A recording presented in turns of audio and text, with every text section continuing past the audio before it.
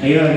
So, yun. First question. So, ano po yung may advice ninyo sa someone na pressure or nape-pressure ng mga peers or ng mga tao na kapaligid sa kanya and even ng society para pumasok sa isang relationship? Grabe naman yung society. Grabe, no? Hindi lang yung mga tao na paligid, pati yung society.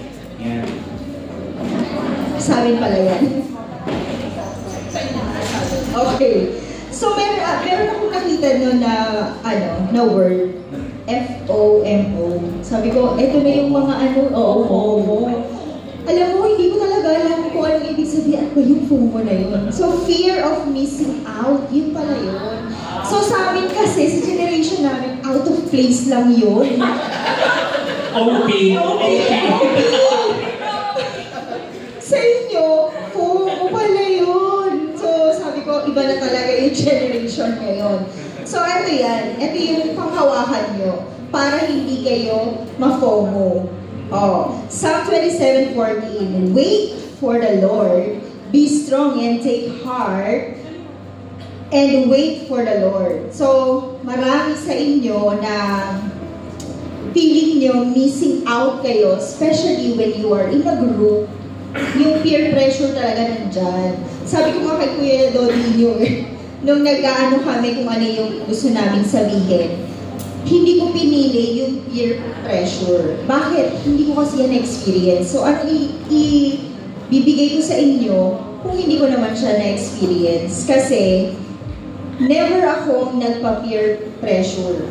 Bakit? Kasi I stand firm na ito ang pinapagawa sa akin ni Lord. So, diba, do not conform with the pattern of this world, sabi niya sa Romans.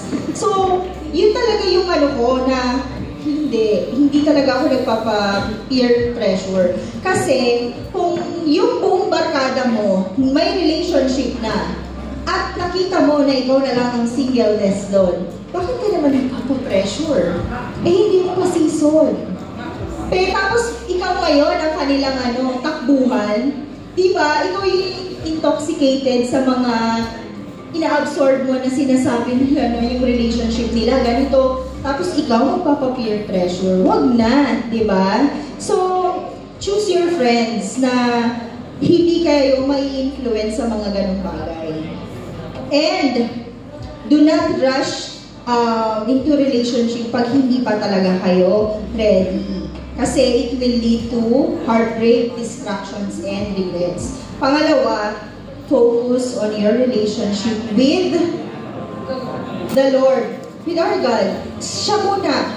Kasi kapag na-feel ka na niya ng Holy Spirit, ng love, iba yung joy na makikita sa iyo ng tao.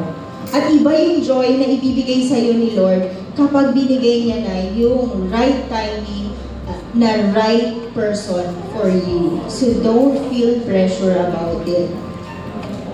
Surround yourself with godly friends. You can you can distinguish between the non-Christian and your Christian friends kapag nag-advise sa'yo. Because if you surround yourself with godly people, they will give you advice, wisdom from the Lord. So, ayan. May idudugtong pa dyan si Kuya Dods. Ayan. So, para sa mga peer pressure. Okay. So, para sa peer pressure, yun nga. Huwag tayo magpa-peer pressure. But, develop your God-given purpose. Okay? Develop your God-given purpose. Ephesians 2:10. Ephesians 2:10. For we are God's handiwork created in Christ Jesus to do good works which God prepared in advance us to do. Use your singleness as a time to serve God, develop skills, and prepare for your future. Okay? So, nung single nga ako, katulad nga na nasabi ko sa inyo, busy ako sa ministry, sa church. Yan. So, guess what? Yung mga barkada ko, sina Elderstein, lahat ng anak nila, ninong ako. O di ba nakaka-pressure yun? Parang, teka, parang lagi na lang ako nagre-regalo, wala ba lang akong pakabig? Di joke lang yun, okay? Pero yun nga, huwag kayong magpa-pressure, okay? But, i-develop pa ninyo ang inyong mga skills ninyo, ang inyong mga talents. During my singleness, ano nangyari? Nakagraduate ako ng master's degree. Oh! Ano pa? PhD! Oh! Diba? So, kasi nag-aaral. Sabi na nanay ko kasi mag-aaral ka na mabuti. Nakalimutan ng mag-asawa. Ayun. Pero yun nga, kumbaga, i-develop pa ninyo, okay? Ang inyong mga skills and talents pa ninyo. Para pagkarating ng future ninyo, ready na kayo. Di ba? So, yung kumbaga, mag-enjoy na lang kayo. Di ba? Just like Ate Melay. So, punta kami Disneyland. Di ba? Sakay kami ng airplane, di ba? Sakay kami ng mga, ng mga barko. Magsuswimming kami sa beach, di ba? So yung mga ganon, okay? Kasi during our, nung single pa kami, inihanda namin yung aming mga sarili, i-develop namin yung aming mga skills and talents para pagkarating ng marriage life namin, ay ready kami, okay?